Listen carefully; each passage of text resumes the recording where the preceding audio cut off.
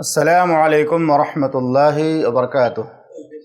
الحمدللہ والصلاة والسلام علی رسول اللہ محمد وعلی آلہ وصحبہ اجمعین وعلی جمیع من تبعہم بإحسان الی یوم الدین، اما بعد۔ معزز و محترم سامعین اکرام، دینی اور اسلامی بھائیو، آج ہمارے سامنے جو حدیث ہے وہ حدیث نمبر 51 ہے، اور اس حدیث کے اندر محمد رسول اللہ صلی اللہ علیہ وسلم نے قیامت کے قریب ہونے والی فتنوں کا تذکرہ فرمایا ہے، اور اس کا موضوع بنتا ہے کہ جب لوگ یا ذمہ دار حضرات ہمارے حقوق کی پامالی کریں اور ہمارے حقوق ادا نہ کریں، ہمارے ساتھ ناروا سلوک کریں، تو ہمیں کیا کرنا چاہیے؟ صبر کرنا ہے یا بغاوت کرنا ہے؟ یہ بہت اہم موضوع ہے۔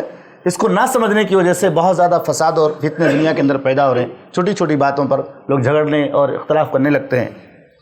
تو اگر کوئی ذمہ دار ہے یا امیر ہے یا حکمراں ہے، ہمارے حقوق ادا نہیں کر رہا ہے، تو کیا اس کا حل بغاوت ہی ہے، یا بغاوت کے علاوہ بھی اور کچھ تعلیم اللہ کے نبی صلی اللہ علیہ وسلم نے دی ہے؟ عبداللہ بن مسعود رضی اللہ تعالیٰ عنہ سے روایت ہے، وہ بیان کرتے ہیں کہ محمد رسول اللہ صلی اللہ علیہ وسلم نے فرمایا، انہا ستکون بعدی اثرۃ وامور تنکرونہا۔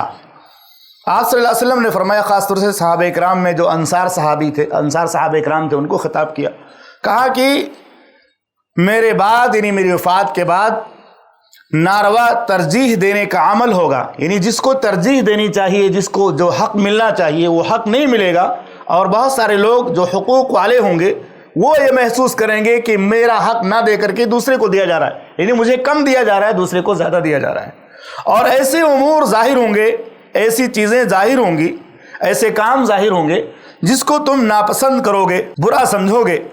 صحابہ کرام نے اللہ کے نبی صلی اللہ علیہ وسلم سے سوال کیا کہ اللہ کے پیغمبر، جب دوسروں کو ترجیح دینے کا سلسلہ ظاہر ہو جائے، یعنی جو حق والا ہو اس کو ترجیح نہ دیا جائے، دوسرے کو ترجیح دیا جائے، دوسرے کو اس سے زیادہ دیا جائے، اور ایسے امور ظاہر ہو جائیں جن کو ہم پسند نہ کرتے ہوں، تو کیا کریں گے؟ ہم کیا کریں؟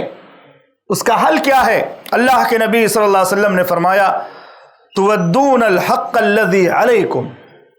آپ نے فرمایا تمہاری ذمہ داری تم ادا کرتے رہو، تمہاری ذمہ داری تم ادا کرتے رہو، کیسے بھی خلفاء آئیں، کیسے بھی حکمراں آئیں، کیسے بھی ذمہ دار تمہارے اوپر ہوں، وہ تمہارے جو حقوق، تمہارے اوپر جو حقوق اللہ نے ان سے متعلق رکھے ہیں تم ادا کرتے رہو۔ اس کے بعد فرمایا وَتَسْأَلُونَ اللَّهَ الَّذِي لَكُمْ، اور تمہارے جو حقوق وہ چھین رہے ہیں یا تمہارے حقوق وہ ادا نہیں کر رہے ہیں، اس میں کوتاہی کر رہے ہیں، ان حقوق کے لیے ان سے بغاوت نہ کرو، اللہ سے سوال کرو۔ کتنا بہترین حل اسلام پیش کرتا ہے، ان سے بغاوت نہ کرو، کیونکہ جو آدمی طاقت والا نہیں ہے، طاقت والے سے ٹکرائے گا تو اپنے آپ کو ہلاک کرے گا۔ اللہ فرماتا ہے لا تلقوا بأیدیکم الی التہلکہ، اپنے آپ کو ہلاکت میں نہ ڈالو۔ اللہ کے نبی صلی اللہ علیہ وسلم نے دو باتیں بیان فرمائی، پہلے یہ کہ تمہارے حقوق اگر تم کو نہیں مل رہے ہیں، تمہارے ساتھ زیادتی ہو رہی ہے، تو اس کے باوجود بھی تم اپنے طرف سے ذمہ داریاں ادا کرتے رہو، ان کے حقوق ادا کرتے رہو، اور تمہارے جو حقوق پامال ہو رہے ہیں آپ اللہ سے دعائیں کرتے رہو کہ اللہ تعالیٰ آپ کے مسائل کو حل فرمائے، آپ پر جو ظلم ہو رہا ہے اللہ تعالیٰ اس کو ختم فرمائے۔ حکمت کے ساتھ آدمی ذمہ دار سے بات بھی کر سکتا ہے، لیکن آخری حل یہ ہے کہ اللہ سے دعا مانگا جائے۔ تو اس حدیث کے اندر ابن قیم رحمہ اللہ نے مدارج السالکین میں لکھا ہے، خاص طور سے اللہ کے نبی صلی اللہ علیہ وسلم نے انصار جو صحابہ اکرام تھے ان کو وصیت کی کہ تمہارے حقوق کی لوگ پامالی کریں گے، تمہارا خیال نہیں کریں گے، لیکن تم صبر کرنا یہاں تک کہ تمہاری مجھ سے ملاقات حوض کوثر پہ ہو جائے گی۔ حوض کوثر پہ مجھ سے ملاقات ہوگی، بعض روایتوں میں، دوسری روایتوں میں اس کا تذکرہ ملتا ہے۔ حافظ صلاح الدین یوسف رحمہ اللہ فرماتے ہیں، اس حدیث کا مطلب یہ ہے کہ جب حکمراں ایسے ہوں جو تمہارے حقوق ادا نہ کریں اور تم پر اپنے اقربا وغیرہ کو ترجیح دیں، اپنے جو رشتہ داروں کو ترجیح دیں، تو تم صبر سے کام لو، تم صبر سے کام لو، اور ان سے بغاوت کرنے کے بجائے اللہ کی بارگاہ میں توبہ استغفار کرو، اور ان کے شر اور مظالم سے بچنے کی دعا کرو، بشرطے کہ ان سے کفر صریح کا اظہار نہ ہو۔ کوئی بھی ذمہ دار ہو، کوئی بھی امیر ہو، کوئی بھی حکمراں ہو، اگر وہ کفر کی تعلیم ہمیں دے، کفر کا حکم دے، شرک کا حکم دے، تو اللہ کے نبی صلی اللہ علیہ وسلم نے اصول بیان فرمایا، لا طاعۃ لمخلوق فی معصیۃ الخالق، اللہ کی نافرمانی میں کسی مخلوق کی بات نہیں مانی جائے گی۔ اگر اللہ کی نافرمانی کا حکم دے، شرک و کفر کا حکم دے، اس پر ہمیں عمل نہیں کرنا۔ لیکن اگر وہ ہمارے حقوق ادا نہیں کرتا، ہمارے ساتھ کچھ زیادتیاں کرتا ہے، تو بھی ہمیں اس کی اطاعت کرنی ہے، اس کی بات ماننی ہے۔ آج ہمارے سماج میں جو فتنہ اور فساد ہر طرف نظر آتا ہے، اس کا ریزن یہی کہ لوگ اس حدیث کو سمجھتے نہیں ہیں۔ کہتے ہیں اس نے ہمارا حق ادا نہیں کیا، ہم اس کا حق ادا نہیں کریں گے، اس نے ہمارے ساتھ ایسا کیا، ہم اس کے ساتھ ویسا کریں گے۔ جبکہ قیامت کے دن اللہ رب العالمین ہر انسان کو اکیلے اکیلے بلا کر سوال کرے گا، تم نے ذمہ داری ادا کی کہ نہیں ادا کی؟ تمہاری جو ذمہ داری تھی تم نے کیا کہ نہیں کیا؟ آج تو معاملہ ایسا ہو گیا کہ لوگ ایک دوسرے سے برابری کا سلوک کرنا چاہتے ہیں، خاص طور سے رشتہ داروں کا جو معاملہ ہے۔ اللہ کے نبی صلی اللہ علیہ وسلم نے فرمایا لیس الواصل بالمکافی، آدمی نے آپ کو دعوت دی، آپ کو دعوت کھلائی، آپ نے بھی کھلا دیا، تو برابر کا معاملہ ہو گیا۔ آپ کا رشتہ دار اٹھا ہوا ہے، اس کے باوجود آپ نے اس کو بلایا، تو یہ صلہ رحمی ہے۔ اور جیسے جیسے زمانہ گزرتا جائے گا فتنے پیدا ہوتے جائیں گے۔ اللہ کے نبی صلی اللہ علیہ وسلم نے فرمایا اذا ضیعت الامانۃ فانتظر الساعہ، جب امانتوں کا ضیاع ہونے لگے تو قیامت کا انتظار کرنا۔ صحابہ کرام نے پوچھا امانتوں کا ضیاع کیا ہے؟ آپ صلی اللہ علیہ وسلم نے فرمایا اذا اسد الامر الى غیر اہلی، جب معاملات نہ اہلوں کے ہاتھ میں آ جائیں۔ تو آج جو فتنہ و فساد ہمارے گھروں میں، خاندانوں میں اور ہمارے محلوں میں پیدا ہوتا ہے، اس کا ایک بڑا سبب یہی ہے کہ ہم اس حدیث کو نہیں سمجھتے۔ اگر ہم اس حدیث کو سمجھیں اور اپنے حقوق ادا کرتے رہیں تو ہمارے ساتھ جو زیادتی کرتا ہے انشاءاللہ کبھی وہ بھی راہ راست پہ آ جائے گا۔ اس کی زیادتیوں کے باوجود اگر ہم اس کے ساتھ حسن اخلاق کا مظاہرہ کریں، اس کی زیادتیوں کے باوجود صبر کریں اور ہم اپنی ذمہ داری ادا کرتے رہیں تو انشاءاللہ اللہ رب العالمین رحمت جو ہے اسی طرح سے مہربانی کا معاملہ فرمائے گا، ہمارے معاملات درست ہو جائیں گے۔ تو یہ حدیث صرف خلفاء اور امراء کے لیے نہیں ہے، جو بھی امیر ہے، جو بھی ذمہ دار ہمارا ہے، چاہے وہ محلے کا ذمہ دار ہو، چاہے گھر کا ذمہ دار ہو، چاہے کسی ادارے کا ذمہ دار ہو، تو ذمہ داروں سے متعلق ہماری ذمہ داری یہ ہے کہ ہمیں جو ذمہ داری دی گئی ہے ہم مکمل کریں۔